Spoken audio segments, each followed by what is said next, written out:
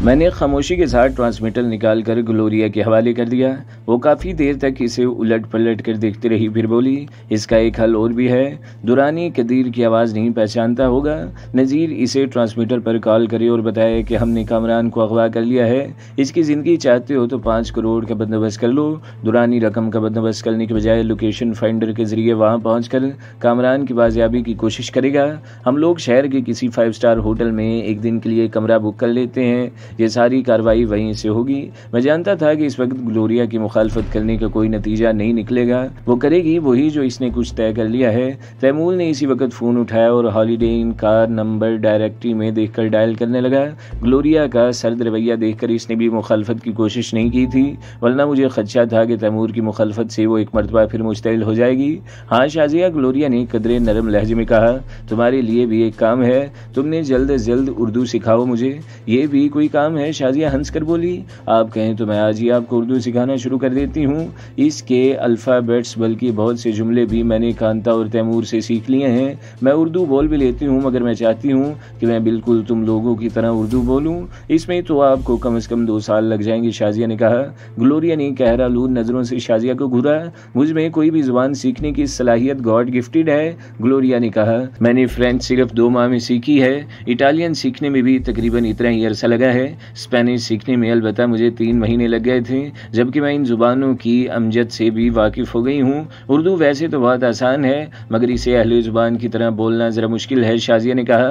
اس میں ایسے محاورے ہیں جن کا انگلش میں ٹرانسلیشن ہو ہی نہیں سکتا۔ بہرحال میں پوری کوشش کروں گی کہ آپ کو کم سے کم وقت میں اردو سکھا سکوں۔ اس کے لیے میں کتابوں کی لسٹ تیمور کو دے دوں گی۔ ہالیڈے ان میں کمرے ریزرو ہو چکے ہیں، تیمور نے کہا۔ ٹھیک ہے، گلوریا نے کہا۔ ایک کمرے میں کامران اور میں ٹھہریں گے، دوسرے کمرے میں ٹرانسمیٹر لے کر تم اور نذیر ٹھہر جانا۔ بس اب چلنے کی تیاری کیا کرو، ہمارے پاس زیادہ وقت نہیں ہے۔ پھر وہ شازیہ سے مخاطب ہوئی، تم یہیں رہو گی اور تمام فون کالز اٹینڈ کرو گی، ہمارے بارے میں لا علمی کا اظہار کرنا۔ ویسے یہاں کافی گارڈز ہیں کہ تمہیں خوفزدہ ہونے کی بالکل ضرورت نہیں ہے۔ پھر چند منٹ بعد ہم اسی طرح 2 گاڑیوں میں روانہ ہو گئے۔ ہالیڈے ان کے وہ دونوں کمرے 5ویں منزل پر تھے اور سامنے آمنے تھے۔ گلوریا کی ہدایت پر نذیر نے فوراً ہی آپریٹرز آن کر دیا اور کرخ لہجے میں بولا، hello, anybody is receiving me, anybody is receiving me, K D is receiving you. دورانی کی آواز سنائی دی، کون ہو تم؟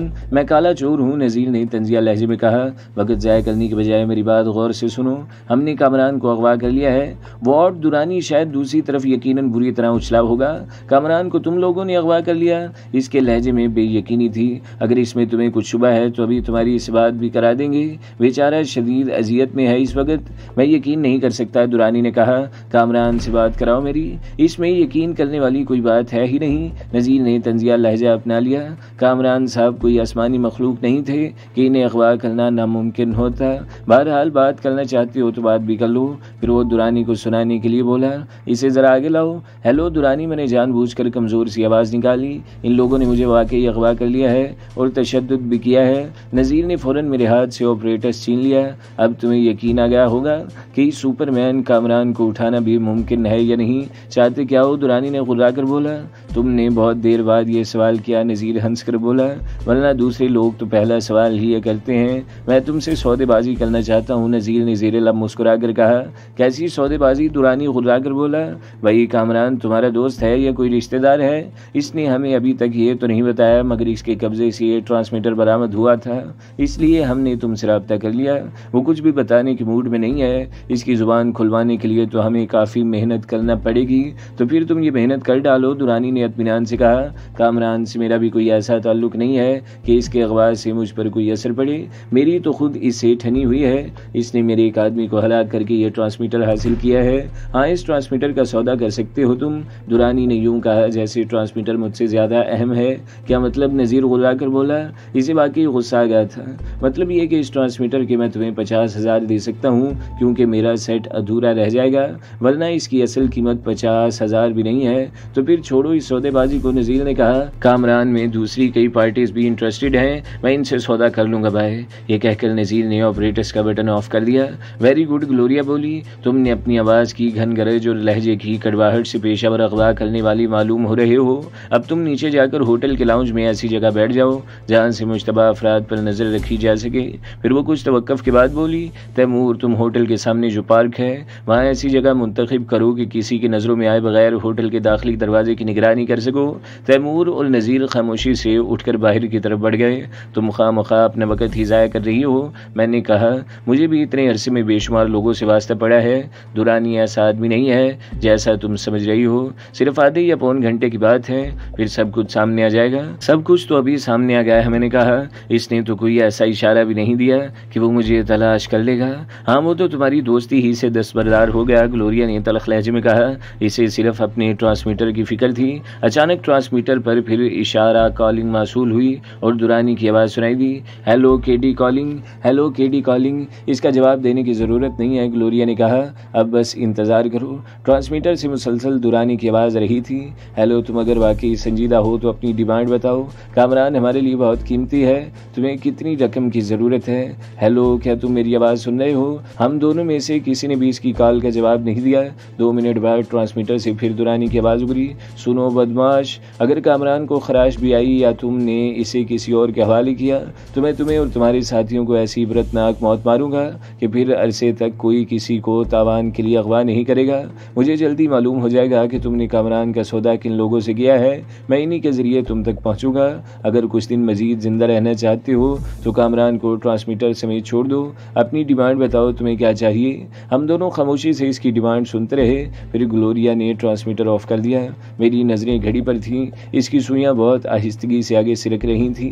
تقریباً 40 منٹ بعد بھی کچھ نہ ہوا۔ میں نے گلوریا سے کہا کہ اب تیمور اور نذیر کو بلا لو اور واپس چلو، مگر اس نے مزید کچھ دیر انتظار کرنے کو ترجیح دی۔ 1.25 گھنٹہ وہاں ضائع کرنے کے بعد ہم لوگ وہاں سے بخیریت واپس ہو گئے۔ تیمور بہت طنزیہ انداز میں گلوریا کو دیکھ رہا تھا، مگر وہ ہر طرف سے بے پرواہ کہکے لگا رہی تھی۔ بابا سائی کے بنگلے پر پہنچ کر میں نے گلوریا سے کہا، اب مجھے درانی کو کوئی کہانی سنانا پڑے گی، وہ بہت زیادہ پریشان ہوگا اور اس کے آدمی سارے شہر میں مجھے تلاش کر رہے ہوں گے۔ نہ جانے کتنے افراد کو ان لوگوں نے محض شبے میں اٹھا لیا ہوگا۔ ہاں، اب اس کی کال کا جواب دے دو۔ میں چند منٹ ٹرانسمیٹر ہاتھ میں لیے اسے گھورتا رہا اور سوچتا رہا کہ درانی کو کیا کہانی سناؤں جس سے وہ مطمئن ہو جائے۔ پھر میں نے ٹرانسمیٹر کا بٹن آن کیا اور درانی کو کال کرنے لگا۔ Hello JV calling, J1 calling for KD۔ فوراً ہی دوسری طرف سے آواز آئی، KD ریسیونگ، تم کہاں ہو کامران؟ سب بتا دوں گا۔ میں نے تھکے تھکے انداز میں بولنے کی اداکاری کی۔ ابھی تو میں لوگوں کے چنگل سے نکل کر آیا ہوں، یہ خاصی تفصیلی بات ہے جو اس وقت نہیں ہو سکتی۔ ویسے میں بالکل خیریت سے ہوں، میرے ساتھیوں نے اس سلسلے میں بہت کام کیا ہے۔ گلوریا اگر نہ ہوتی تو میں کبھی ان کے چنگل سے نہیں نکل سکتا تھا۔ ملاقات ہونے پر میں تمہیں تفصیل بتا دوں گا، فی الحال تو میں آرام کر رہا ہوں۔ میں نے اس لیے اپنے 2 آدمی تمہاری حفاظت کے لیے بھیجے تھے، درانی نے شکوہ کیا۔ ان کی موجودگی سے کوئی فرق نہیں پڑتا، بس غلطی میری ہی تھی، انسان غلطیوں ہی سے سیکھتا ہے۔ اب آئندہ اس غلطی کو نہیں دہراؤں گا۔ تمہیں بہت زیادہ احتیاط کی ضرورت ہے کامران، درانی نے کہا۔ برا نہ مانو تو میں اپنے آدمی… ارے نہیں، میں نے اس کی بات کاٹ دی۔ اب ایسی بھی کوئی بات نہیں ہے، میں تم سے بعد میں رابطہ کروں گا تو ملاقات کا وقت اور مقام میں طے کر لوں گا۔ اگر گلوریا اور تیمور میرے ساتھ ہوں تو تمہیں کوئی اعتراض تو نہیں ہوگا؟ یہ تو بہت خوشی کی بات ہے، درانی نے کہا۔ مجھے گلوریا سے ملنے کا بھی بہت اشتیاق ہے۔ میں نے سنا ہے کہ وہ لڑکی نہیں بجلی ہے جو بیک وقت کئی افراد سے نمٹ لیتی ہے۔ اوکے، پھر میں جلد ہی تم سے دوبارہ کانٹیکٹ کروں گا۔ یہ کہہ کر میں نے ٹرانسمیٹر آف کر دیا۔ پھر ہم لوگ فوراً ہی پولٹری فارم کی طرف روانہ ہو گئے۔ پولٹری فارم پر حسب معمول وہی چہل پہل تھی، گویا یہاں بڑے پیمانے پر پولٹری فارمنگ ہو رہی ہے۔ میں نے پہلے پیٹر کی خبر لینا مناسب سمجھا۔ میں اور گلوریا پیٹر کے کمرے میں داخل ہوئے تو گلوریا کو دیکھ کر اس کے چہرے پر حیرت کے آثار نمودار ہوئے۔ تم؟ اس نے صرف اتنا ہی کہا، پھر کچھ سوچ کر اس کا چہرہ تاریک ہو گیا۔ دیکھو پیٹر، میں نے سرد لہجے میں کہا، میں خواہ مخواہ کسی پر تشدد کرنے کا عادی نہیں ہوں۔ اگر تم نے میرے سوالات کے جوابات درست دیے تو میں وعدہ کرتا ہوں کہ تمہارے جسم کو ہاتھ بھی نہیں لگاؤں گا۔ پھر میں کچھ توقف کے بعد بولا، مگر اس سلسلے میں یہ گلوریا بہت شفاق ہے، یہ جھوٹ بولنے والوں کو بالکل نہیں بخشتی۔ یوں بھی یہ اس وقت تم لوگوں کی طرف سے بہت زیادہ غصے میں ہے، اس لیے بہت محتاط ہو کر میرے سوالوں کے جواب دینا۔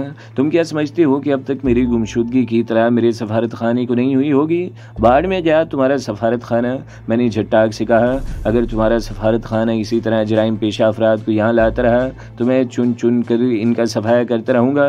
پھر میں موضوع بدل کر بولا، تم کس مشن پر پاکستان آئے تھے؟ میں امریکہ کا ایک باعزت شہری ہوں، اور تم؟ میں نے آگے بڑھ کر اس کے چہرے پر اتنی زور سے تھپڑ مارا کہ چٹاک کی آواز داخلی دروازے تک گئی ہوگی۔ میں صرف سچ سننا چاہتا ہوں، تم کس مشن پر پاکستان آئے تھے اور بھارتی ایجنسی را سے تمہاری کیا ساز باز چل رہی دیا ہے۔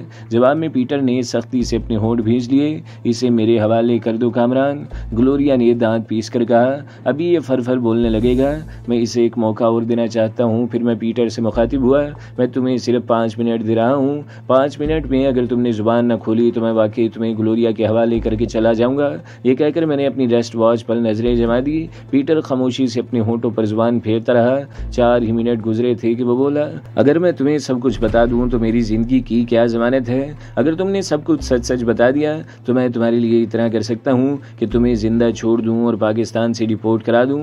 تم مسلمان ہو، پیٹر نے عجیب سے لہجے میں کہا۔ قسم کھا کر کہو کہ مجھے کوئی گزند نہیں پہنچاؤ گے۔ میں قسم کھاتا ہوں کہ اگر تم نے سب کچھ سچ بتا دیا اور اس کی تصدیق بھی ہو گئی تو میرے ہاتھ سے تمہیں کوئی گزند نہیں پہنچے گی۔ کامران، گلوریا چیخ کر بولی، یہ تم نے قسم کیوں کھا لی؟ میں تو اسے کتے کی موت مارنا چاہتی تھی۔ زیادہ غصہ اچھا نہیں ہوتا گلوریا، میں نے پیٹر کی نظریں بچا کر اسے آنکھ ماری۔ میرے خیال میں پیٹر کو کچھ پینے کے لیے منگوا دو تاکہ یہ کچھ بتانے کے قابل ہو سکے۔ پھر میں پیٹر سے بولا، کیا پیو گے؟ اگر اسکاچ مل جائے تو تمہاری بہت مہربانی ہوگی۔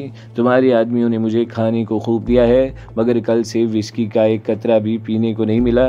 میں تمہارے لیے وسکی بھجواتا ہوں، میں نے کہا۔ آؤ گلوریا، اسے وسکی پی کر پرسکون ہو جانے دو تاکہ یہ کوئی بات بھول نہ جائے۔ یہ کہہ کر میں گلوریا کے ساتھ کمرے سے باہر نکل گیا۔ باہر نکل کر گلوریا بولی، آخر تمہیں قسم کھانے کی کیا ضرورت تھی؟ میں تو اسے کسی قیمت پر زندہ نہیں چھوڑنا چاہتی تھی۔ تم نے میری قسم پر غور نہیں کیا، میں نے صرف یہ قسم کھائی ہے کہ میں اسے گزند نہیں پہنچاؤں گا۔ تم جب چاہو اس کے ٹکڑے کر سکتی ہو مگر ضروری معلومات حاصل کرنے کے بعد۔ پھر میں نے ایک ملازم کے ذریعے پیٹر کو وسکی، سوڈا اور برف کے کیوب بھجوا دیے اور اسے ہدایت کر دی کہ پیٹر کے صرف ہاتھ کھولنا اور اس سے کم از کم 4-5 فٹ کے فاصلے پر رہنا، اپنی گن کا رخ اس کی طرف رکھنا۔ پھر میں نے احتیاطاً ایک آدمی پیٹر کے کمرے کے دروازے پر بھی متعین کر دیا۔ وہاں سے ہم محرم خان کی طرف آئے۔ وہ جال میں جکڑے ہوئے شیر کی طرح غرا رہا تھا۔ مجھے دیکھتے ہی اس نے کہا، اس طرح رسیوں میں باندھ کر تو کتے بھی شیر پر بھونک لیتے ہیں، میری رسیاں کھول دو پھر میں تمہاری مردانگی دیکھوں۔ تم مردانگی کی بات کر رہے ہو؟ میں نے کہا، تمہیں تو یہ لڑکی اتنی بری طرح مارے گی کہ تم اگر زندہ رہے تو باقی زندگی بستر پر گزارو گے، اور تمہیں رسیوں میں باندھنے سے پہلے 10 آدمیوں نے نہیں پکڑا تھا، میں نے تنہا تمہیں قابو کیا تھا۔ یہ بات تم اتنی جلدی بھول گئے؟ پھر میں بات بدلتے ہوئے بولا، خیر تمہاری یہ خواہش بھی پوری ہو جائے گی، پہلے تم میرے چند سوالوں کے جواب دو۔ بھارت کی ایجنسی خفیہ ایجنسی را سے تمہارا کیا تعلق ہے؟ تم میری زبان کھلواؤ گے تم؟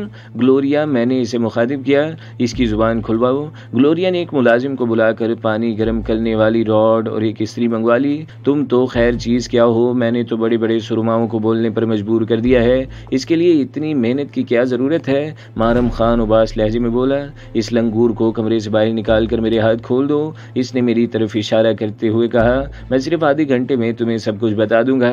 ایسی خوبصورت لڑکی کی قربت سے تو پتھر بھی بولنے لگتے ہیں، میں تو پھر گوشت پوشت کا انسان ہوں۔ گلوریا کا چہرہ سرخ غصے سے ہو گیا۔ اس نے آگے بڑھ کر محرم خان کے منہ پر زوردار لات رسید کر دی۔ وہ فرش پر بیٹھا ہوا تھا، لات کھاتے ہی وہ پیٹھ کے بل زمین پر گرا۔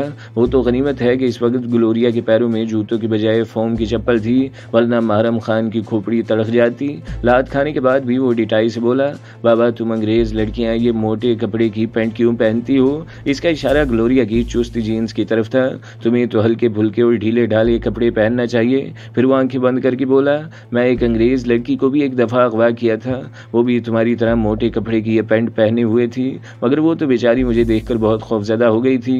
وہ اپنے ملک سے گھومنے پھرنے آئی تھی اور موہنجو دوڑو جا رہی تھی۔ میں نے اسے 1 مہینہ رکھا، پھر دل بھر گیا تو اسے چھوڑ دیا۔ اسی وقت ایک آدمی ہیٹنگ راڈ اور استری لے کر آ گیا۔ کر چکا بکواس یا بھی جاری ہے؟ گلوریا نے کہا۔ پھر وہ کمرے میں سوئچ بورڈ تلاش کرنے لگی۔ دروازے کے ساتھ ہی دائیں جانب سوئچ بورڈ تھا۔ گلوریا نے ہیٹنگ راڈ کا پلگ ساکٹ میں لگا کر اسے آن کر دیا۔ اس کے جسم سے قمیض اتار دو، اس نے مجھ سے کہا۔ میں نے آگے بڑھ کر اتارنے کے بجائے اس کی قمیض پھاڑ کر اس کے جسم سے علیحدہ کر دی۔ وہ انتہائی کثرتی جسم کا مالک تھا، جس سے اس کی بے پناہ طاقت کا اندازہ ہوتا تھا۔ جسم پر ریچھ کی طرح بے تحاشا بال تھے۔ وہ گلوریا کو ایسی حریصانہ نظروں سے تک رہا تھا جیسے بھوکا کتا کسائی کی دکان پر لٹکے ہوئے گوشت کو تکتا ہے۔ چند لمحوں میں ہیٹنگ راڈ سرخ ہو گیا۔ گلوریا نے اس کا پلگ ساکٹ سے نکالا اور محرم خان کی طرف پھر اس نے اچانک راڈ کا سرخ سرا محرم خان کے پیٹ کی نازک کھال پر جما دیا۔ کمرے میں محرم خان کی گوٹی گوٹی کرا گونجی۔ پھر اس نے سختی سے ہونٹ بھینچ لیے۔ میں اس کی قوت برداشت پر اش کر اٹھا۔ اس کی جگہ کوئی اور ہوتا تو ذبح ہوتے ہوئے بکرے کی طرح چیخیں مارتا۔ کمرے میں انسانی گوشت، چربی اور بال جلنے کی ناگوار بو پھیل گئی۔ اسی دوران میں تیمور تقریباً دوڑتا ہوا میرے پاس آیا اور بولا، پیٹر کی حالت بہت خراب ہے، اسے شاید دل کا دورہ پڑا ہے۔ اس نے جیب سے دوا کی ایک پرچی نکال کر دی ہے کہ اگر یہ دوا اسے 3 دن تک نہ ملے تو اس کا ہارٹ فیل بھی ہو سکتا ہے۔ دوا کی پرچی مجھے دے دو، میں نے کہا، میں یہ دوا لے کر آتا ہوں، اسی وقت تک تم اس سورما کی زبان کھلواؤ، میری واپسی تک اس گونگے کو زبان مل جانا چاہیے۔ یہ کہہ کر میں تیزی کے ساتھ کمرے سے باہر نکل گیا۔ میں نے لینڈ کروزر کی بجائے پجیرو استعمال کرنے کا فیصلہ کیا، کیونکہ پجیرو گاڑیاں شہر میں اسی وقت خاصی تعداد میں موجود تھیں۔ اس کے مقابلے میں لینڈ کروزر خال خال ہی دکھائی دیتی تھی۔ میں گاڑی کی وجہ سے نمایاں نہیں ہونا چاہتا تھا۔ میں نے شہر کے 3-4 بڑے بڑے میڈیکل سٹورز پر کوشش کی۔ آخر میری مطلوبہ دوا 5ویں سٹور پر مل گئی۔ میں دوا لے کر دکان سے باہر نکل رہا تھا کہ ایک فقیر نے میرا راستہ روک لیا۔ وہ سخی، تیرے بچے جی، کچھ راہ مولا دے دے۔ میرے ہاتھ میں دوا کے بچے ہوئے باقی پیسے تھے۔ میں نے انہی میں سے فقیر کو پیسے دینا چاہے، مگر ان میں سے ایک نوٹ نیچے گر گیا۔ میں جو ہی اسے اٹھانے کے لیے نیچے جھکا، ایک دھماکہ ہوا اور گولی میرے سر پر سے گزرتی ہوئی دکان کے شوکیس کا شیشہ توڑ کر دوسری طرف نکل گئی۔ میں نے دیکھا 12-13 سال کا ایک بچہ اندھا دھند ایک طرف بھاگا جا رہا تھا۔ میں نے بھی اس کے پیچھے دوڑ لگا دی اور چند ہی منٹ میں اسے جا لیا۔ ریوالور اس وقت بھی اس کے ہاتھ میں تھا۔ وہ بری طرح سہما ہوا تھا۔ لوگوں کا ہجوم وہاں اکٹھا ہونے لگا تو میں نے بچے سے ریوالور لے کر جیب میں رکھا اور پھر میں پولیس والوں کی طرح کرخ لہجے میں بولا، آپ میں سے جس نے یہ واقعہ اپنی آنکھوں سے دیکھا ہے میرے ساتھ تھانے چل کر اپنا بیان لکھوائے۔ یہ سنتے ہی مجمع کائی کی طرح چھٹ گیا۔ میں حیران تھا کہ آخر اس بچے کو مجھ سے کیا دشمنی ہو سکتی ہے۔ میں نے اسے پجارو میں بٹھایا اور فوری طور پر بابا صحیح کے بنگلے کا رخ کیا تاکہ اگر کوئی تعاقب بھی کرے تو ہمارے ٹھکانے پر پہنچے۔ ہاں تو بیٹا تم بتاؤ، تم نے مجھ پر فائر کیوں کیا؟ میں نے نرمی سے کہا، کیونکہ بچہ بہت زیادہ سہما ہوا تھا۔ وہ اپنی وضاحت اور لباس سے کسی اچھے گھرانے کا معلوم ہوتا تھا۔ گلوریا، تیمور اور شازیہ بھی وہاں موجود تھے۔ دوا کھانے سے پیٹر کی حالت بہتر تھی، جبکہ محرم خان نے اب تک زبان نہیں کھولی تھی۔ بچے نے سہمی ہوئی نظروں سے مجھے دیکھا اور پھر آہستہ آہستہ اپنی کہانی سنانے لگا۔ سب بچے ایک ایک قدم آگے آ جائیں، مداری نے بلند آواز میں کہا۔ اب جو جادو میں دکھاؤں گا وہ آپ لوگوں نے اس سے پہلے نہیں دیکھا ہوگا۔ آگے کھڑے ہوئے تمام بچے آگے بڑھ گئے۔ نہ صرف بچے بلکہ اس مجمع میں اچھے خاصی عمر رسیدہ لوگ بھی موجود تھے۔ صدر کے پرہجوم علاقے میں یوں بھی ہر وقت لوگوں کا ازدحام رہتا ہے، تو صاحبان دیکھیے، مداری نے کہنا شروع کیا، ابھی میں آپ کے سامنے اس بچے کی زبان کاٹوں گا۔ بہت سے لوگ اسے ہاتھ کی صفائی کہتے ہیں، مگر اس مجمع میں بہت سے ہوشیار ذہین اور پڑھے لکھے صاحبان بھی موجود ہیں۔ میں آپ کے سامنے اس چھری سے بچے کی زبان کاٹوں گا۔ مداری نے ڈرامائی انداز میں چھری لہراتے ہوئے کہا۔ مجمع پر سکوت طاری ہو گیا۔ ہر شخص کی نظریں مداری کے چیچک زدہ چہرے پر جمی ہوئی تھی۔ علی رضا بار بار پہلو بدل رہا تھا۔ اس نے بہت سے مداریوں کے کرتب دیکھے تھے، انہیں منہ سے آگ نکالتے ہوئے دیکھا تھا، لوہے کی تلوار کھاتے ہوئے دیکھا تھا، زنجیریں توڑتے ہوئے دیکھا تھا، مگر کسی مداری کو بچے کی زبان کاٹتے ہوئے نہیں دیکھا تھا۔ مداری گویا وہ اعلان کر کے بھول گیا تھا اور اب مجمع کو ایک سانپ دکھا رہا تھا۔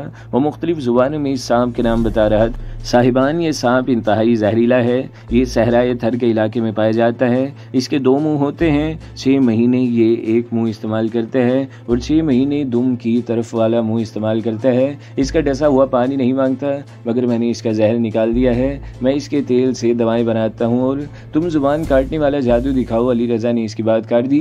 سانپ کے بارے میں پھر بتاتے رہنا، اس نے ہمت کر کے کہا۔ مداری نے گھور کر اسے دیکھا اور بولا، تجھے بہت جلدی ہے؟ اگر تجھے اتنا ہی شوق ہے تو آ جا، اپنی زبان کٹوا لے، آرام سے کھڑا رہ ورنہ نکل یہاں سے۔ مداری نے اسے بری طرح جھڑک دیا۔ بچہ ٹھیک کہہ رہا ہے، مجمع میں سے ایک تنومند آدمی بولا۔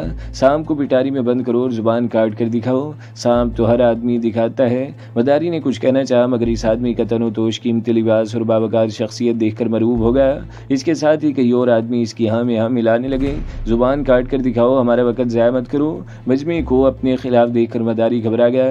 اس نے جلدی سے کہا، آپ لوگ فکر مت کریں، میں وہ کمال ضرور دکھاؤں گا، مگر وہ بہت جان جوکھوں کا کام ہے۔ ذرا سی چوک ہو گئی تو میرا بچہ ہمیشہ کے لیے بولنے سے معذور ہو جائے گا۔ پھر اس نے علی رضا پر ایک قہر آلود نظر ڈالی اور مجمع سے مخاطب ہوا، چلیے آپ لوگ فرمائش کر رہے ہیں تو میں وہ کمال دکھائی دیتا ہوں۔ علی رضا 8ویں کلاس میں پڑھتا تھا، مگر جب سے حساب کتاب کے نئے ماسٹر صاحب آئے تھے وہ اسکول سے بھاگنے لگا تھا اور ہمیشہ کی طرح آج بھی اسکول نہیں گیا تھا۔ وہ گھر سے تو اسکول جانے کے لیے نکلا تھا، مگر اپنا بستہ جھاڑیوں میں چھپا کر وہ صدر کی طرف نکل آیا تھا۔ جب بھی حساب کا پیریڈ ہوتا تھا وہ اسکول سے گول ہو جاتا تھا، اور حساب کا پیریڈ ہر دوسرے دن ہوتا تھا۔ ایک تو حساب کے الٹے سیدھے سوالوں سے اس کی جان جاتی تھی، پھر حساب کے ماسٹر صاحب اتنے ظالم تھے کہ وہ بچوں کو مارنے کا بہانہ ڈھونڈتے تھے۔